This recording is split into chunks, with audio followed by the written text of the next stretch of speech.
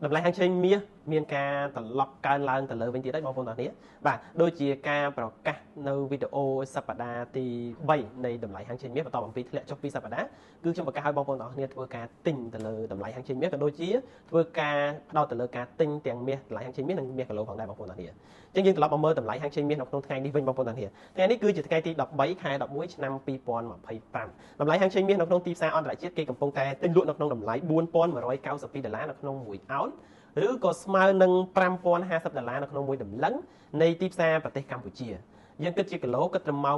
9:30នាទីព្រឹកនេះយើងឃើញថាបើគិតជាគីឡូគឺស្មើនឹង$134,699នៅក្នុង1គីឡូបងប្អូនទាំងគ្នាស្ថានភាពមាសបើមើល direction ធំបងប្អូនទាំងគ្នាគឺនៅតែអាចបន្តកើនឡើងអញ្ចឹងបងប្អូនទាំងគ្នាអញ្ចឹងបងប្អូនត្រូវរកឱកាស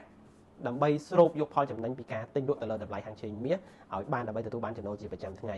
វិធីសាស្ត្រនៅក្នុងការរៀនទិញលក់តម្លៃហាងចេញមាសបើសិនជាបងប្អូនមិនទាន់ដឹងថាតើគួររៀនដោយរបៀបណាកុំភ្លេចចុះឈ្មោះនៅ link ដែលខ្ញុំបានដាក់នៅលើ caption ដើម្បីចុះឈ្មោះចូលរៀនថ្នាក់រៀនរបស់យើងបងប្អូនទាំងគ្នាហើយការរៀននេះគឺអត់គិតថ្លៃទេបងប្អូនទាំងគ្នាបាទអរគុណច្រើនសម្រាប់ការទស្សនាវីដេអូមួយនេះបាទ